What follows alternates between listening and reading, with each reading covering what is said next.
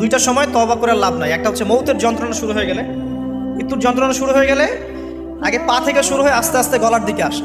হাদিসে যেমনটা এসেছে, সূরা ওয়াকিয়ার মধ্যেও আছে যে পায়ের দিক থেকে যন্ত্রণা শুরু হয়ে আস্তে আস্তে আস্তে আস্তে এই গলার দিকে আসে, এবং আত্মাটা গলার এখানে যখন চলে আসে, এখান থেকে মালাকুল মউত আত্মাটাকে নিয়ে চলে যায় এবং চোখ দিয়ে তাকিয়ে থাকে মানুষ।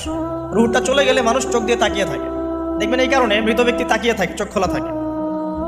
এবং তখন আসমান থেকে সিঁড়ি নামিয়ে দেওয়া হয়, ওই সিঁড়িতে করে আত্মা চলে যাচ্ছে, ও তাকিয়ে দেখে যে আত্মা চলে যাচ্ছে।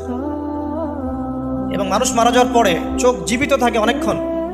মেডিকেল সায়েন্স যারা পড়েছে তাদেরকে জিজ্ঞাসা করবে, মানুষ ডেড হয়ে গেলেও চোখ দেখবেন আরও কয়েক ঘন্টা, হয়তো আরও নির্দিষ্ট একটা সময় পর্যন্ত চোখটা কিন্তু জীবিত থাকে।